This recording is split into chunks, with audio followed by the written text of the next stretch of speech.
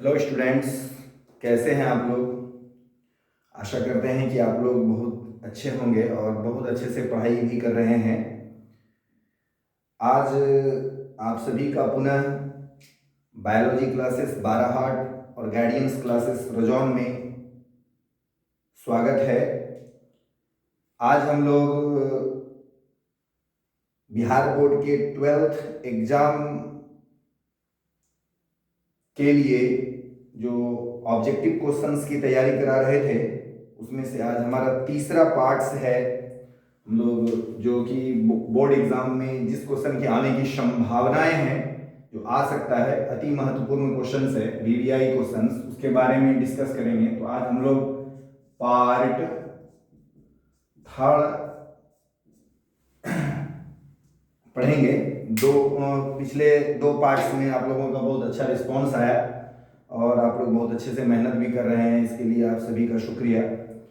आप part third को भी अच्छे से स्टडी करें। आज इसमें भी बहुत ही महत्वपूर्ण क्वेश्चंस हमने कलेक्ट किया है आप लोगों के लिए।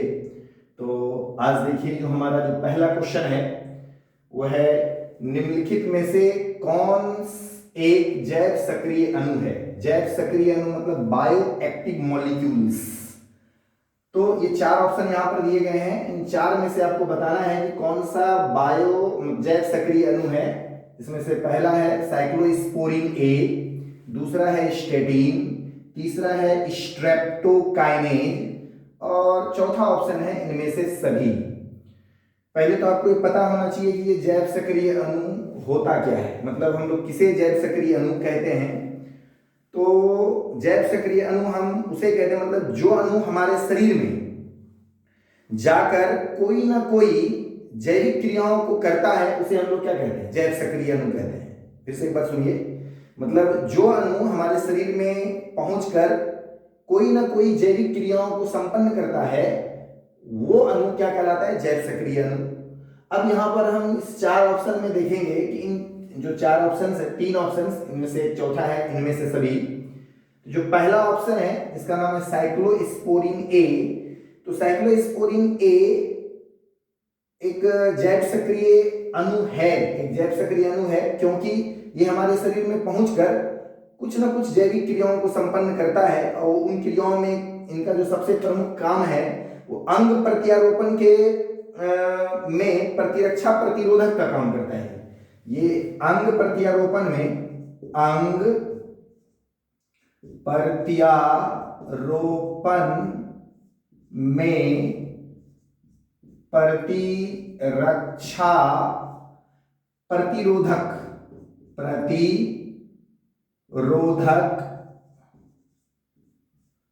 के तरह कैरी करता है, तरह काम करता है, काम करता है। और इसकी जो प्राप्ति होती है, आप जानते हैं इसकी जो प्राप्ति है वो साइक्लोस्पोरिन ए की प्राप्ति ट्राइकोडर्मा पॉलीस्पोरम, एक कवक होती है ट्राइकोडर्मा पॉलीस्पोरम, ये कवक है। ये क्या है, ये कवक है। इस कवक से इस साइक्लोस्पोरिन ए की प्राप्ति होती है, जो हमारे शरीर में पहुंचकर, हमारे शरीर में जब इसको पहुंचाया जाता है तो ये हमारे शरीर में अंग प्रत्यारोपण में रक्षा प्रतिरोधक की तरह काम करता है। तो कुछ ना कुछ ये काम कर रहा है, तो ये जैव सक्रिय अणु हो गया। दूसरा जो ऑप्शन है स्टेटिन। स्टेटिन भी एक जैव सक्रिय अणु है, क्योंकि ये अणु भी हमारे शरीर में जाकर कुछ ना कुछ जैविक क्रियाओं को संपन्न करता है। और उन जैविक क्रियाओं में ये है कि ये रक्त कोलेस्ट्रॉल को, जो रक्त में कोलेस्ट्रॉल बढ़ जाता है, उसको कम करने का काम करता है। तो ये जो है, ये रक्त कोलेस्ट्रॉल को कम करता है, रक्त कोलेस्ट्रॉल को कम करने का काम करता है। ये रक्त कोलेस्ट्रॉल को कम करता है। इसकी जो प्राप्ति होती है, ये भी कवक से प्राप्त होता है। जैसे ये कवक ट्राइकोडर्मा पॉलीस्पोरम से प्राप्त हो रहा था, तो इसकी जो प्राप्ति है मोनोस्कस परप्यूरियस, परप्यूरियस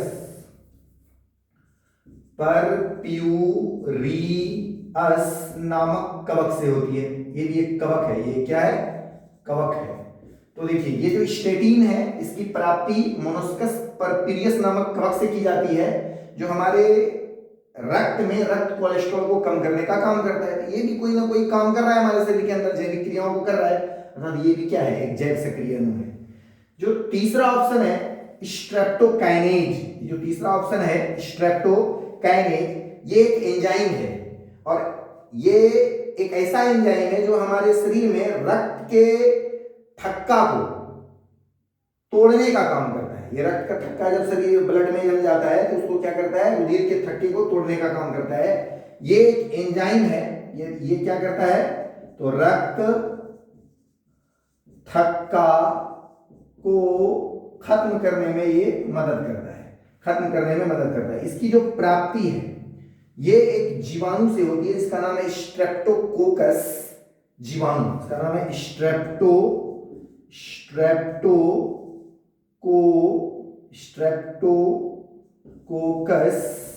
जीवाणु। तो देखिए ये यहां पे जो चार ऑप्शंस हैं, चारों से क्वेश्चन बनता है। एक तो क्वेश्चन ये बना कि निम्न में से कौन एक जैव सक्रिय अणु, तो चारों तीन ऑप्शंस हैं, साइक्लोस्पोरिन ए, स्टेटिन और दूसरा है स्ट्रेप्टोकाइनेज। ये तीनों के तीनों क्या है, जैव सक्रिय अणु है, क्योंकि ये तीनों हमारे शरीर में किसी न किसी रूप से पहुंचकर किसी न किसी जैविक क्रियाओं को संपन्न कर रहे हैं। साइक्लोस्पोरिन ए अंग प्रत्यारोपण में प्रतिरक्षा प्रतिरोधक की तरह काम करता है, स्टेटिन रक्त कोलेस्ट्रॉल को कम करने का काम करता है, स्ट्रेप्टोकाइनेज रक्त थक्का को खत्म करने का काम करता है। तो इस तरह से ये किसी न किसी रूप से क्या है, जैव सक्रिय अणु है, इसलिए इसका जो आंसर हो जाएगा वो होगा इनमें से सभी। अब यहाँ पे जो तीन ऑप्शंस हैं इससे भी ऑब्जेक्टिव क्वेश्चन बन सकता है, बहुत इंपॉर्टेंट। वो क्या है, जैसे क्वेश्चन पूछेगा साइक्लोस्पोरिन ए नामक जैव सक्रिय अणु की प्राप्ति किससे होती है, तो कवक से होती है। कवक का नाम पूछेगा तो ऑप्शन में ट्राइकोडर्मा पॉलीस्पोरम। काम क्या है, तो प्रतिरोधक, मतलब अंग प्रत्यारोपण में ये प्रतिरोधक प्रतिरक्षा प्रतिरोधक की तरह काम करता है। दूसरा जो क्वेश्चन बन सकता है कि स्टेटिन क्या है, तो स्टेटिन एक जैव सक्रिय अणु है। स्टेटिन जैव सक्रिय अणु, स्टेटिन का क्या काम है, रक्त कोलेस्ट्रॉल को कम करना। इसकी प्राप्ति किससे होती है, मोलस्कस परपिरियस नामक कवक से। उसी तरह से स्ट्रेप्टोकाइनेज की प्राप्ति किससे होती है या किस जीवाणु से होती है, तो स्ट्रेप्टोकोकस जीवाणु से, जिसका मुख्य काम होता है रक्त थक्का को कम करना। जब ब्लड के अंदर क्या होता है, रक्त वगैरह जम जाता है तो रक्त थक्का को कम करता है या खत्म करता है, हटाने का काम करता है, इसलिए इसका आंसर हो जाएगा डी नंबर। तो इससे बहुत सारे क्वेश्चंस बन सकते हैं ऑब्जेक्टिव। मोस्ट इंपोर्टेंट क्वेश्चन है VVI, तो इसको आप नोट्स करें और इससे जो क्वेश्चन बन सकता है वो स्वयं आप कॉपी में उसे खुद से बनाएं, जो हम जिस तरह से क्वेश्चन बोले उस तरह से बनाएंगे। अब हम लोग आएंगे क्वेश्चन नंबर 2 पे, इसका स्क्रीनशॉट ले लीजिए। चलिए अब क्वेश्चन नंबर 2 पे आते हैं हम लोग।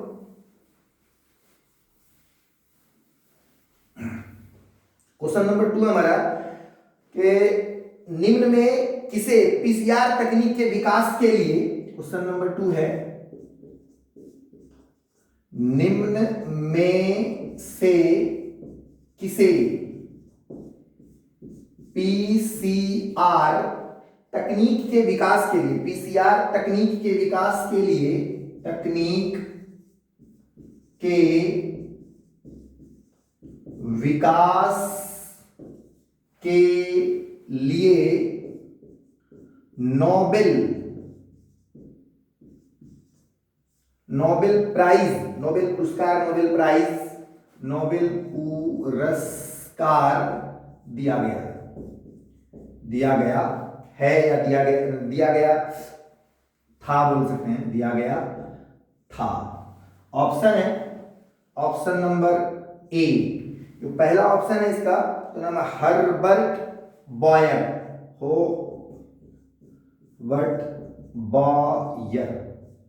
ऑप्शन नंबर बी हरगोविंद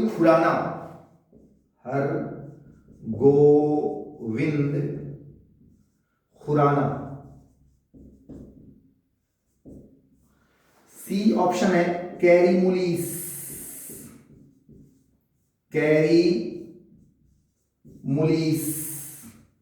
और ऑप्शन नंबर डी जो है वो है आयर कॉर्नबर्ग,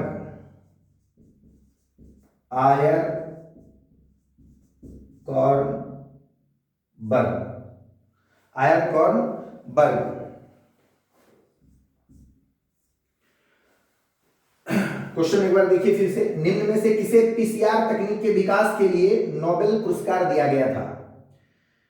ये जो पीसीआर है इसका जो फुल फॉर्म होता है पीसीआर का, polymerase chain reaction, polymerase chain reaction. और पॉलीमरेज चेन रिएक्शन या पीसीआर तकनीक की खोज 1985 में, कितना 1985 में 1985 ईस्वी में कैरी मुलिस ने किया था, खोज किया था उन्होंने 1985 में कैरी मुलिस ने। अगर क्वेश्चन ये भी पूछ दिया जाए कि किसने पीसीआर तकनीक की खोज की, तो आंसर क्या हो जाएगा? कैरी मुलिस। लेकिन क्वेश्चन यहाँ पे क्या पूछ रहा है कि पीसीआर तकनीक के विकास के लिए नोबेल पुरस्कार किसे दिया गया था? तो ये भी कैरी मुलिस को ही दिया गया था, लेकिन नोबेल पुरस्कार जो इन्हें दिया गया था वो 1993 में दिया गया था। याद रखिएगा इसको, जो नोबेल पुरस्कार दिया गया वो कब दिया गया? 1993 में। याद रखिए कि निम्न में से किसे पीसीआर तकनीक के विकास के लिए नोबेल पुरस्कार दिया गया, तो आंसर हो जाएगा कैरी मुलिस। और कैरी मुलिस ने पीसीआर तकनीक का खोज जो किया था वो 1985 में किया था। पीसीआर तकनीक का उपयोग पॉलीमरेज चेन रिएक्शन होता है। पीसीआर तकनीक के बारे में क्लास में तो हम लोग पूरा डिटेल्स में पढ़ चुके हैं, आपको पता है। और फिर भी अगर कोई दिक्कत हो तो आप कमेंट करके पूछ सकते हैं या क्लास में भी पूछ सकते हैं। तो इसके लिए आप याद रखेंगे इसके लिए। अब यहाँ पे जो दो ऑप्शन और है, तीन ऑप्शन जो बचा, हर्बर्ट बॉयर और एक साइंटिस्ट जो है आयर कॉर्नबर्ग। हर्बर्ट बॉयर और आयर कॉर्नबर्ग को डीएनए पॉलीमरेज का आविष्कारक माना जाता है। डीएनए पॉलीमरेज जो एंजाइम है, याद रखना इनको, मतलब हर्बर्ट बॉयर और आयर कॉर्नबर्ग को डीएनए पॉलीमरेज,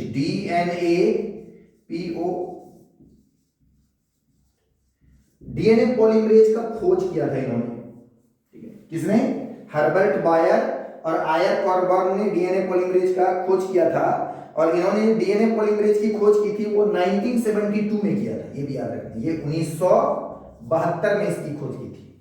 उसके बाद जो अरविंद खुराना है, इसके लिए भी एक पॉइंट आप याद रखेंगे। जो अरविंद खुराना साहब हैं, ये भी एक जाने माने बेहतरीन साइंटिस्ट हैं। इन्होंने DNA ligase enzyme, DNA ligase enzyme की खोज की थी। डीएनए लाइगेज एंजाइम की खोज की थी। और अरविंद खुराना साहब ने डीएनए लाइगेज एंजाइम की खोज 1969 में किया था। 1969 में, याद रखिएगा। ये 1969 में इन्होंने इसकी खोज की थी। ये जो डीएनए लाइगेज एंजाइम है, डीएनए के छोटे छोटे टुकड़ों को आपस में जोड़ने का क्या करता है? काम करता है। इसलिए डीएनए लाइगेज एंजाइम को जेनेटिक गम, याद रखिएगा, इसे क्या कहा जाता है? जेनेटिक गम के नाम से जाना जाता है, आनुवांशिक गोंद। ये डीएनए के छोटे छोटे टुकड़े को जोड़ने का काम करता है। तो ये क्वेश्चन भी आ सकता है कि आनुवांशिक गम या आनुवांशिक गोंद के नाम से किसे जाना जाता है? तो डीएनए लाइगेज एंजाइम को जाना जाता है, जिसकी खोज अरविंद खुराना ने 1969 में किया था। मोस्ट इंपोर्टेंट क्वेश्चन है वो भी, ऐसे सारे इंपोर्टेंट हैं। यहां पे जो फिलहाल क्वेश्चन पूछा गया है, निम्न में से किसे पीसीआर तकनीक के विकास के लिए नोबेल पुरस्कार मिला? तो कैरी मुलिस को। खोज इन्होंने किया था 1985 में, इसके लिए इसे पुरस्कार 1993 में दिया गया। पीसीआर का full form polymerase chain reaction होता है, ये भी ऑब्जेक्टिव क्वेश्चन बनता है। डीएनए लाइगेज एंजाइम की यहाँ पर जो और तीन ऑप्शंस हैं, इसके बारे में भी आप जान लीजिए कि बता दिए आपको कि हर्बर्ट बॉयर और आयर कॉर्नबर्ग को डीएनए पॉलीमरेज एंजाइम की खोज की इन्होंने कब की थी? 1972 में। और अरविंद खुराना साहब जो है डीएनए लाइगेज एंजाइम की खोज की थी 1969 में। डीएनए लाइगेज एंजाइम को जेनेटिक गम या आनुवांशिक गोंद के नाम से भी जाना जाता है। तो एक वहां से क्वेश्चन बना सकते हैं। मोस्ट इंपोर्टेंट क्वेश्चन ये भी है। अब क्वेश्चन नंबर 3 पे आते हैं हम लोग, उसको स्क्रीनशॉट ले लीजिए आप लोग। चलिए क्वेश्चन नंबर 3। क्वेश्चन नंबर 3 है, निम्न में से कौन प्रतिबंधन एंडोन्यूक्लिएज का स्रोत नहीं है? क्वेश्चन नंबर 3 है, निम्न में से कौन निम्न में से कौन प्रतिबंधन एंडोन्यूक्लियेज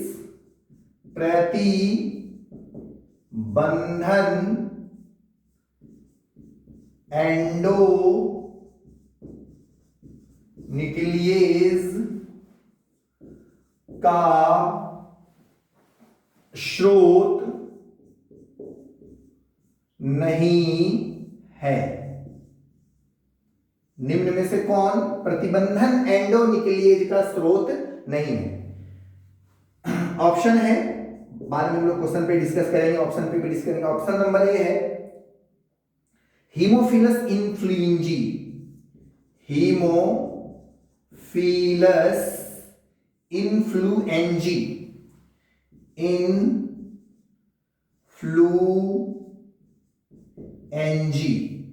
हीमोफिलस इन्फ्लुएंजी।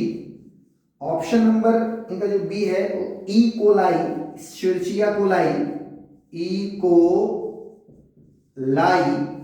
और ऑप्शन नंबर सी है एग्रोबैक्टीरियम ट्यूमीफेशियंस, एग्रोबैक्टीरियम ट्यूमीफेशियंस,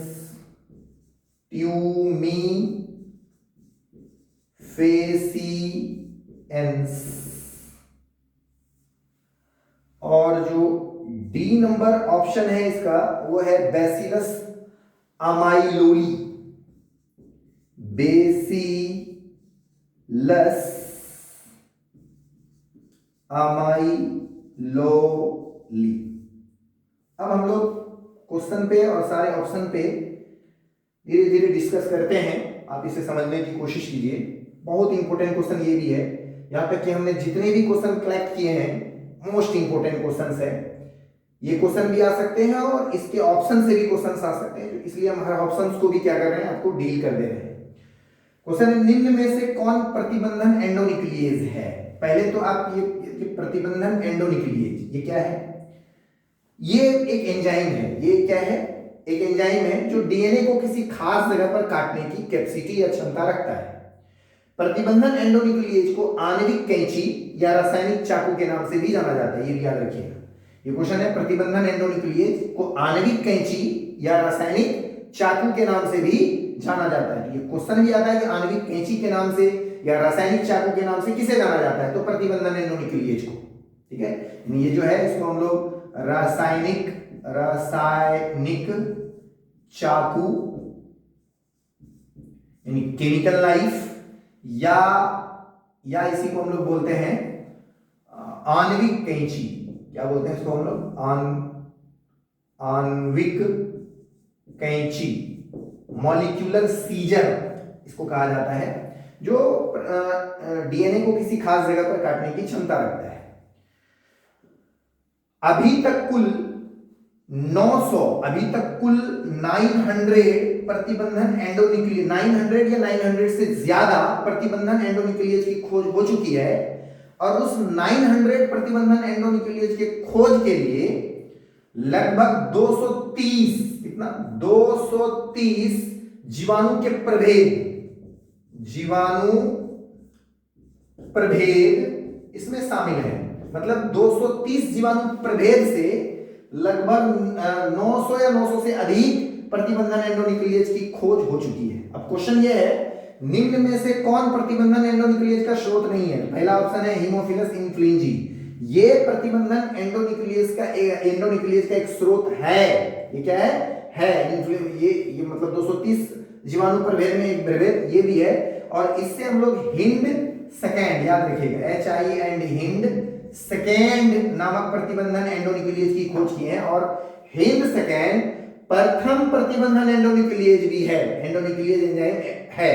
तो एक क्वेश्चन ये भी आता है कि निम्न में से कौन प्रथम प्रतिबंधन एंडोन्यूक्लियेज है? तो आंसर क्या हो जाएगा? हिंद सेकेंड। ये सबसे पहला 900 में सबसे पहला प्रतिबंधन एंडोन्यूक्लियेज हिंद सेकेंड ही था, जिसकी प्राप्ति हीमोफिलस इन्फ्लुएंजी नामक जीवाणु से की गई। ये सही है। दूसरा ऑप्शन है इकोलाई। इकोलाई भी प्रतिबंधन एंडोन्यूक्लियेज के क्या है? एक स्रोत है, अर्थात 230 जीवाणु प्रभेद में से एक प्रभेद ये भी है। इससे इको R1 नामक प्रतिबंधन एंडोन्यूक्लियेज की क्या की गई है, खोज की गई है, मतलब इसे प्राप्त किया गया है। दूसरा है एग्रोबैक्टीरियम ट्यूमिफेसियंस, ये इसका आंसर जो है यही होगा, एग्रोबैक्टीरियम ट्यूमिफेसियंस। एग्रोबैक्टीरियम ट्यूमिफेसियंस एक पैथोजन है, रोगजनक बीमारी पैदा करने वाला एक बैक्टीरिया है जो बहुत सारे डाइकोट प्लांट्स, द्विबीजपत्री पौधों के जड़ों में पाए जाते हैं और इसके अंदर पाए जाने वाले एक टीडीएनए, ये टीडीएनए को उस पौधे के कोशिकाओं में ट्रांसफर कर देता है, जिससे उसकी कोशिका एक गांठ में तब्दील हो जाती है, इसे कैंसर कोशिका में तब्दील हो जाती है और पूरा का पूरा पौधा क्या हो जाता है, प्रभावित हो जाता है और पौधे नष्ट हो जाते हैं या पौधे खराब हो जाते हैं। तो इनमें से प्रतिबंधन एंडोन्यूक्लियेज जो है वो एग्रोबैक्टीरियम ट्यूमिफेसियंस नहीं है, बल्कि ये क्या है, पैथोजन है। ये क्या है, पैथोजन है, जो मुख्यतः किसमें पाया जाता है, द्विबीजपत्री पादप के जड़ों में। कहां पाया जाता है ये, द्विबीजपत्री पादप, डाइकोट प्लांट के अंदर ये पाया जाता है, जो अपने इसके अंदर पाए जाने वाले जो टीडीएनए है उसको वो उस कोशिका में, पौधे की कोशिका में ट्रांसफर कर देता है, जिसकी उसकी कोशिकाएं वो सामान्य हो जाती है और वो एक गांठ जैसी ट्यूमर बना देती है, जिससे पूरा पौधा क्या हो जाती है, प्रभावित हो जाती है और पौधे मर जाते हैं, पौधे को बहुत नुकसान पहुंचता है। चौथा ऑप्शन जो है बैसिलस आमाइलोली, ये भी इन 230 जीवाणु प्रभेद में से एक है जिससे प्रतिबंधन एंडोन्यूक्लियेज की क्या की गई, खोज की गई है। इससे BAM-H1 नामक प्रतिबंधन एंडोन्यूक्लियेज की खोज की गई है। हम उम्मीद करते हैं कि ये क्वेश्चन आपको अच्छे से समझ में आ गया होगा। इसे एक बार आप अच्छे से फिर से देखेंगे और इससे जो जो ऑब्जेक्टिव क्वेश्चन बन सकता है वो आप उसे जरूर कॉपी में बनाएंगे और उसको पढ़ेंगे। यहाँ पे प्रतिबंधन एंडोन्यूक्लियेज को रासायनिक चाकू या आणविक कैंची भी कहते हैं। अभी तक कुल 900 या 900 से अधिक प्रतिबंधन एंडोन्यूक्लियेज की खोज हो चुकी है, जिसके लिए 230 जीवाणु प्रभेद उसमें शामिल है, उसका उपयोग है। इनमें से ये सब ऑप्शन से क्या क्या, हीमोफिलस इंफ्लुएंजा से हिंद सेकेंड नामक जो है वो प्रतिबंधन एंडोन्यूक्लियेज प्राप्त करता है। ये प्रथम है, याद रखिएगा, ये क्या है, प्रथम एंडोन्यूक्लियेज, एंडोन्यूक्लियेज भी है, ये प्रथम एंडोन्यूक्लियेज भी है, याद रखिएगा। इकोलाई से इको-R1 और बैसिलस आमाइलोली से BAM-H1 नामक प्रतिबंधन एंडोन्यूक्लियेज की खोज होती है, खोज हुई है। आप इस क्वेश्चन का भी स्क्रीनशॉट ले लीजिए। चलिए अब क्वेश्चन नंबर हम लोग 4 पे चलते हैं।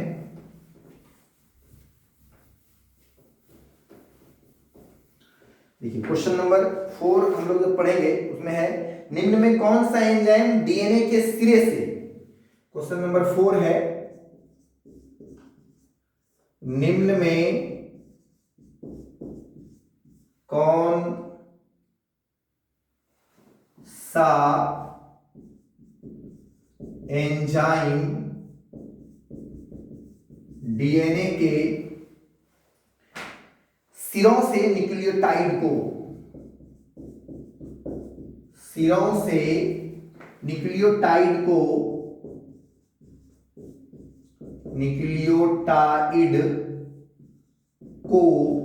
न्यूक्लियोटाइड को काटने की प्रक्रिया को उत्प्रेरित करता है, को काटने की प्रक्रिया को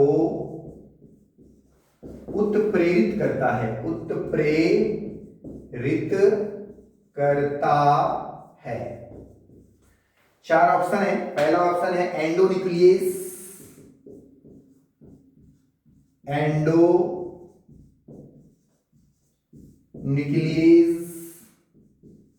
बी ऑप्शन है एक्सोन्यूक्लियेज,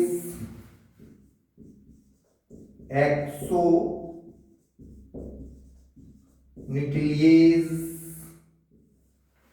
सी नंबर ऑप्शन है डीएनए लाइगेज, डीएनए लाइगेज। और डी नंबर ऑप्शन है हिन सेकेंड। क्वेश्चन है निम्न में से कौन सा एंजाइम, यहाँ पे 4 एंजाइम का नाम दिया गया है, इसमें कौन सा एंजाइम डीएनए के सिरे से न्यूक्लियोटाइड को काटने की प्रक्रिया को प्रेरित करता है, मतलब डीएनए को एंड से काटने की प्रक्रिया को प्रेरित करता है। एक्चुअल में जो मतलब जो न्यूक्लियोटाइड्स को काटने की प्रक्रिया का जो प्रक्रिया है वो एक्सोन्यूक्लियस करता है। कौन करता है? एक्सोन्यूक्लियस, जो डीएनए को एंड से काटता है। जबकि जो न्यूक्लियस ग्रुप का जो एंजाइम है वो दो तरह का होता है, एक एंडोन्यूक्लियस और एक एक्सोन्यूक्लियस। ये भी याद रखिएगा कि न्यूक्लियस ग्रुप एक खास प्रकार का एंजाइम है जो दो तरह का होता है, एक एंडोन्यूक्लियस और एक्सोन्यूक्लियस। दोनों डीएनए को काटता है, लेकिन अंतर क्या है कि जो एक्सोन्यूक्लियस है वो डीएनए को एंड से काटता है, जबकि एंडोन्यूक्लियस डीएनए को विद इन द डीएनए के अंदर से उसको क्या करता है? काटने का काम करता है। तो क्वेश्चन पूछ रहा है कि डीएनए के सिरे से काटता है, इसलिए आंसर क्या हो जाएगा? एक्सोन्यूक्लियस। अगर एक पूछ देता डीएनए को अंदर से किसी खास जगह पर काटता है तो वो क्या हो जाएगा? एंडोन्यूक्लियस। डीएनए लाइगेज अभी तुरंत बताई, इसकी खोज अरविंद खुराना जी ने किया था और इसे हम लोग जेनेटिक गम के नाम से भी जानते हैं, जो डीएनए के अणुओं को जोड़ने का काम करता है। और हिंद सेकेंड एक प्रकार का प्रतिबंधन एंडोन्यूक्लियेज ही है, लेकिन जो डीएनए को एंड से काटता है, सिरों से काटता है, वो कौन है? एक्सोन्यूक्लियेज। जो इनसाइड द डीएनए मतलब उसको काटेगा वो क्या है? एंडोन्यूक्लियस। इसका आंसर जो होगा वो एक्सोन्यूक्लियेज होगा। इसके बारे में आप स्पेशली याद रखिएगा, वहां भी याद रखिएगा, डीएनए लाइगेज को हम लोग जेनेटिक गम कहते हैं। तो अब क्वेश्चन नंबर 4 हो गया। क्वेश्चन नंबर 5 इसका स्क्रीनशॉट ले लीजिए। चलिए नेक्स्ट क्वेश्चन 4 में हो गया हमारा। क्वेश्चन 5 पे चलते हैं। क्वेश्चन 5 है आटे का फूलना, इसको हम लोग राइजिंग ऑफ डफ किस कारण होता है? 5 नंबर क्वेश्चन है आटे का फूलना, ठीक है, राइजिंग ऑफ डफ किस कारण होता है?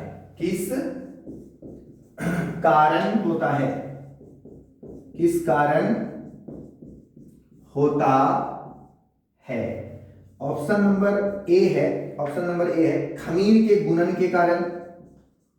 खमीर को यीस्ट भी कहते हैं, खमीर के गुणन। ऑप्शन नंबर जो ऑप्शन बी है वो है CO2 का उत्पादन। CO2 का उत्पादन। ऑप्शन नंबर सी है वो पाइशीकरण।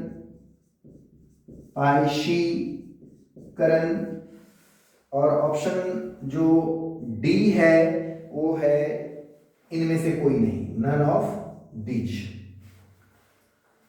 तो जो क्वेश्चन आटे का फूलना किस कारण, मतलब जब आटे को मतलब जब आटे से कोई चीज हमें बनाना होता है, ब्रेड वगैरह बनाना होता है, ठीक है ना, तो उस पहले आटे को हम लोग मतलब क्या करते हैं, उसको गोंद करके उसमें कुछ जीवाणु यीस्ट वगैरह मिला करके उसे हम लोग छोड़ देते हैं कुछ देर के लिए। उसके बाद जो है उसमें जो एक जो उभार आती है, जो फूला मतलब स्पंजी बन जाता है आटा, उसी को हम लोग कहते हैं आटे का फूलना। उसमें फफोले टाइप्स के निकलते हैं, तो वो होता है उसमें CO2 के उत्पादन के कारण। तो उसके अंदर जो यीस्ट वगैरह फर्मेंटेशन की प्रक्रिया करती है, उसके फलस्वरूप क्या होता है? CO2 का उत्पादन होता है। उस CO2 के कारण आटे का फूलना, अर्थात आटे फूलने लगते हैं, उसी को कहते हैं हम लोग राइजिंग ऑफ डफ। तो इसका आंसर हो जाएगा CO2 का उत्पादन। इसे नोट कर लें। चलिए अगला क्वेश्चन है क्वेश्चन नंबर 6 से आप नोट्स कर लें। क्वेश्चन नंबर 6 है अल्फा 1 एंटीट्रिप्सिन है। Alpha 1 antitrypsin, alpha 1 antitrypsin, trypsin है। अल्फा 1 एंटीट्रिप्सिन है। कैन VBI क्वेश्चन ये, ठीक है। अल्फा 1 एंटीट्रिप्सिन है। पहला ऑप्शन है एक एंटासिड, एक एंटासिड। ऑप्शन नंबर बी है एक एंजाइम।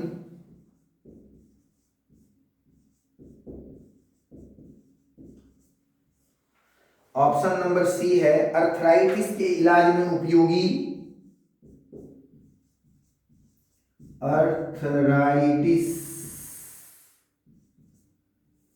के इलाज में उपयोगी, अर्थराइटिस को हम लोग रूमेटॉइड अर्थराइटिस भी कहते हैं। इसका क्वेश्चन हमने कल पढ़ा भी था। ये एक प्रकार का ऑटो इम्यून डिजीज होता है, स्वप्रतिरक्षा रोग। इसके बारे में कल हम लोग पढ़ चुके हैं, तो आज ज़्यादा डिस्कस करेंगे तो वीडियो बहुत लंबा हो जाएगा। अर्थराइटिस के इलाज में उपयोगी, इसको हम लोग सामान्य भाषा में गठिया रोग भी बोलते हैं। और चौथा है एम्फीसेमा, डी ऑप्शन जो है वो है एम्फाइसेमा के इलाज में। फाइसेमा, एम्फाइसेमा,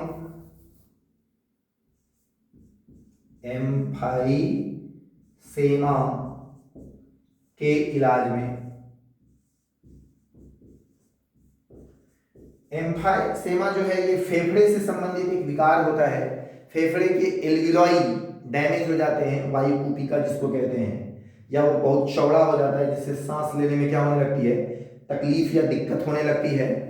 तो इसी के इलाज में, एम्फीसेमा के इलाज में अल्फा-1 एंटीट्रिप्सिन का क्या किया जाता है, उपयोग किया जाता है। तो इसका सही आंसर जो हो जाएगा वो एम्फीसेमा के इलाज में। वो फेफड़े से संबंधित एक विकार है जिसमें फेफड़े की जो वायु कूपिका है या एल्वियोलाई है वो डैमेज हो जाते हैं, वो साइज में बड़े हो जाते हैं, जिससे वायु वगैरह का जो है आदान प्रदान अच्छे से बॉडी में नहीं होता है, और जो व्यक्ति इससे ग्रसित होता है और उसको सांस उस लेने में क्या होने लगती है, बहुत दिक्कत होने लगती है। इस तरह के रोग खास करके उन व्यक्ति को होता है जो ज़्यादा धूम्रपान, स्मोकिंग ज़्यादा करते हैं या धूल कण वाले एरिया में ज़्यादा काम करते हैं, उसको इस तरह के रोग होने की संभावना क्या है, ज़्यादा है। तो धूल कण से भी हमें बचना चाहिए, वरना हम इस रोग के क्या हो सकते हैं, शिकार हो सकते हैं। एक गंभीर रोग है और बहुत गंभीर रोग है ये। इस तो अल्फा-1 एंटीट्रिप्सिन का उपयोग जो है एम्फाइसेमा के इलाज में होता है। तो इस क्वेश्चन को भी आप नोट्स कर लीजिए, ये भी क्वेश्चन बहुत इंपॉर्टेंट है। अब क्वेश्चन नंबर 7 हम लोग चलेंगे।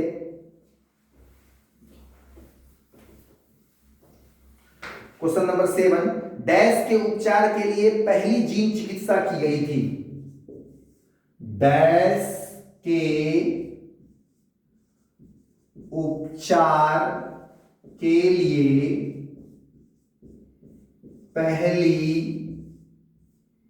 जीन चिकित्सा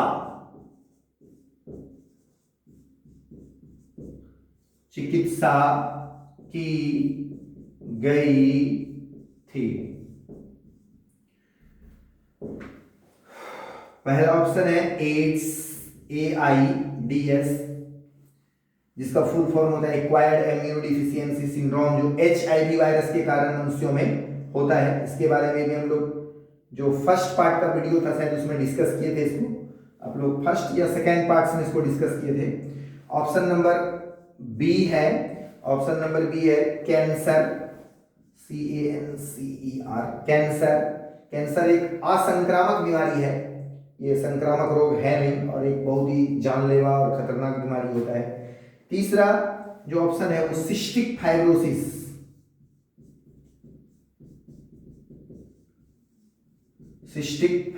ये एक जेनेटिक डिसऑर्डर है।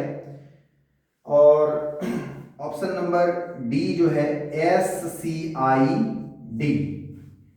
तो आपको बताना है कि डैश के उपचार के लिए पहली जीन चिकित्सा की गई थी, वो एड्स था, कैंसर था, या सिस्टिक फाइब्रोसिस था, या फिर SCID था। तो जो इसका आंसर एक्चुअल में क्या हो गया कि पहली जीन चिकित्सा जो है वो एक 4 वर्षीय लड़की में ADA, एडिनोसिन डीएमिनेज की कमी को दूर करने के लिए पहली बार किया गया था। और व्यक्ति के शरीर में अगर ADA की कमी हो जाती है तो उससे संबंधित जो विकार होता है उसको हम लोग सीवर कंबाइंड इम्यूनोडेफिशिएंसी के नाम से जानते हैं। इसको शॉर्टकट में हम लोग क्या कहते हैं, SCID शॉर्ट फॉर्म होता है इसका।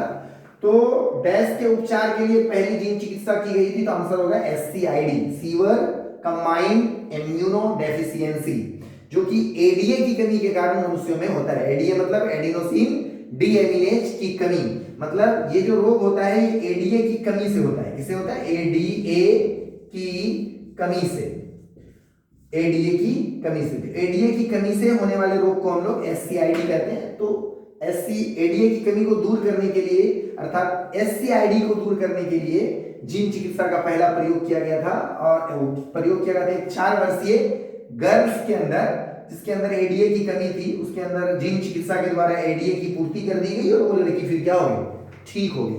तो इसका आंसर जो हो जाएगा वो क्या हो जाएगा, SCID। पूरा नाम याद रखिएगा, सीवर कंबाइंड इम्यूनो डेफिशिएंसी। इसको आप नोट्स कर लीजिए। उसके बाद हम लोग क्वेश्चन नंबर 8 में चलेंगे। क्वेश्चन नंबर 8, क्वेश्चन 8 जो है वो है मीथेनोजेनिक बैक्टीरिया डैश में नहीं पाया जाता। मीथेनोजेनिक बैक्टीरिया, मीथेनोजेनिक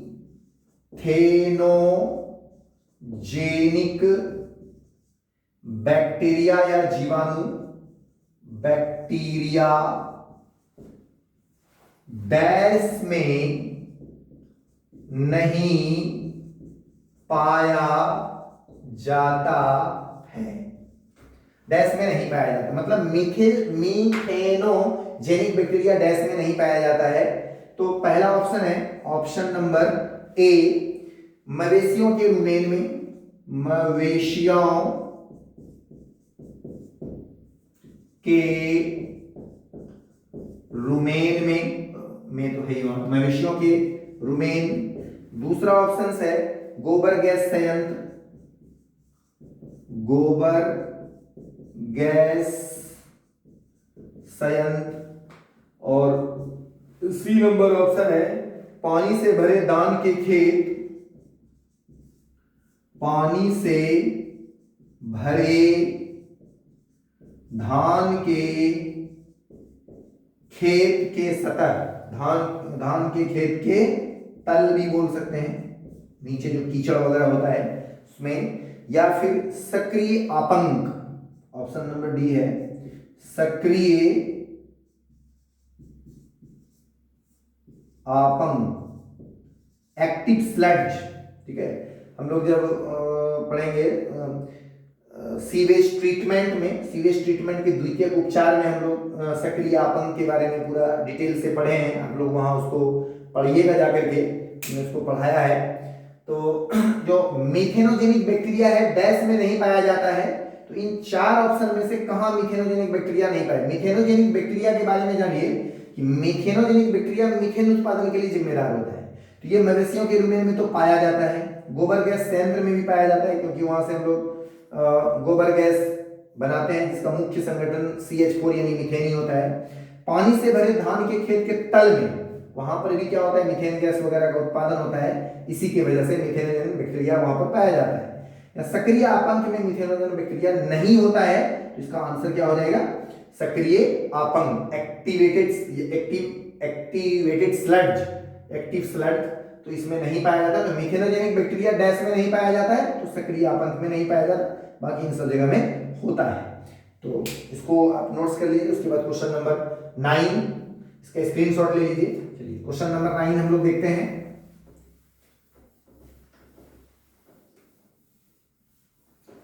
क्वेश्चन नंबर 9 है, निम्न में कौन सा मादक पेय बिना आसवन के निर्मित होता है। निम्न में से कौन सा मादक पेय, यानी नशीला पेय, मादक पेय मतलब जिसको पीने से नशा आता है, मादक पेय बिना आसवन के निर्मित होता है, बिना आसवन के निर्मित होता है, बिना आसवन के निर्मित होता है, बिना आसवन के निर्मित होता है। निम्न में से कौन सा मादक पेय बिना आसवन के निर्मित होता है। आसवन मतलब डिस्टिलेशन की बात की जा रही है, आसवन मतलब डिस्टिलेशन। तो वो कौन सा पेय है, कौन सा नशीला पदार्थ है, मादक पेय है, जिसका मतलब जो है निर्माण बिना आसवन की प्रक्रिया का होता है। ऑप्शन है ऑप्शन नंबर ए वाइन, इसे ही हम लोग शराब भी कह सकते हैं। ऑप्शन नंबर बी जो है, ऑप्शन नंबर बी है विस्की। ऑप्शन नंबर सी है रम और ऑप्शन नंबर डी है brandy. Brandy, option number D brandy. तो इन चार में से वो कौन सा मादक पदार्थ है जिसका निर्माण बिना आसवन की प्रक्रिया के करते हैं? एक्चुअल में जो आसवन की प्रक्रिया ये है क्या? आसवन की प्रक्रिया जो है, ये जो आसवन या डिस्टिलेशन की बात की जा रही है, इसका मतलब होता है कि मतलब किसी चीज को, जैसे कोई तरल है, ये सब तो तरल ही है, लिक्विड है, तो तरल को जब गर्म करके उसको भाप बनाया जाता है और भाप को फिर क्या किया जाता है? ठंडा करके एकत्र किया जाता है, तो उस प्रक्रिया को क्या कहते हैं हम लोग? आसवन की प्रक्रिया कहते हैं। एक प्रकार से उसको शुद्ध करने की वो प्रक्रिया है। तो इनमें से जो शराब या वाइन है, इसका जो निर्माण है वो फर्मेंटेशन प्रक्रिया से होता है, किण्वन प्रक्रिया से। ये आसवन प्रक्रिया से नहीं बनता। बाकी जो विस्की है, रम है, ब्रांडी है, इनको आसवन प्रक्रिया के द्वारा बनाया जाता है, इसलिए वो सब जो है इसके तुलना में ज्यादा बेहतर भी होता है। तो वाइन या शराब को अब प्रश्न है कि वाइन या शराब का आसवन क्यों नहीं किया जाता है? अगर आसवन प्रक्रिया के द्वारा वाइन या शराब को बनाया जाएगा, जैसे वाइन अंगूर से बनता है, तो अगर हम अंगूर के रस को गर्म करेंगे और गर्म करके फिर उसको ठंडा करेंगे और उसको फिर हम उससे जो शराब या वाइन है वो प्राप्त करेंगे, तो गर्म करने के बाद जो अंगूर का फ्लेवर है वो नष्ट हो जाएगा, अंगूर का जो स्वाद है, उसके जो गुण है वो क्या हो जाएंगे? नष्ट हो जाएंगे। इसलिए शराब को जो है वो आसवन प्रक्रिया से नहीं बनाया जाता है। शराब के अलावा जो बियर है, बियर भी आसवन प्रक्रिया से नहीं बनाया जाता है। और याद रखना, वाइन, शराब या ऑप्शन में बियर भी रह सकता है, तो वाइन हो, शराब हो या बियर हो, ठीक है ना, उनकी जो प्राप्ति है वो किण्वन प्रक्रिया द्वारा होती है, ना कि आसवन प्रक्रिया के द्वारा। तो आसवन के निर्मित मतलब मादक पे बिना आसवन के निर्मित होता है, जिसको हम लोग आसवन से नहीं बनाते हैं। बाकी ये विस्की, ब्रांडी और रम जो है आसवन से बनाते हैं। इसका आंसर जो हो जाएगा वो ए नंबर हो जाएगा। तो उम्मीद करते हैं क्वेश्चन आपको समझ में आ गया और बहुत इंपॉर्टेंट क्वेश्चन ये भी है। अब क्वेश्चन नंबर 10 जो आज का लास्ट क्वेश्चन होगा, क्वेश्चन नंबर 10 है Swiss paneer. Swiss paneer, Swiss paneer या चीज में बड़े बड़े छिद्र, या चीज में बड़े बड़े छिद्र, बड़े बड़े छिद्र किसके द्वारा बनता है? किसके द्वारा बनता है? ऑप्शन नंबर ए है, ऑप्शन नंबर ए है एक मशीन द्वारा, मतलब एक मशीन से। ऑप्शन नंबर बी है एक जीवाणु जो मीथेन गैस बनाता है, एक जीवाणु जो मीथेन गैस बनाता है। ऑप्शन नंबर सी जो है एक जीवाणु जो CO2 उत्पन्न करता है, एक जीवाणु जो CO2 गैस बनाता है या उत्पन्न करता है, रह सकता है ऑप्शन में।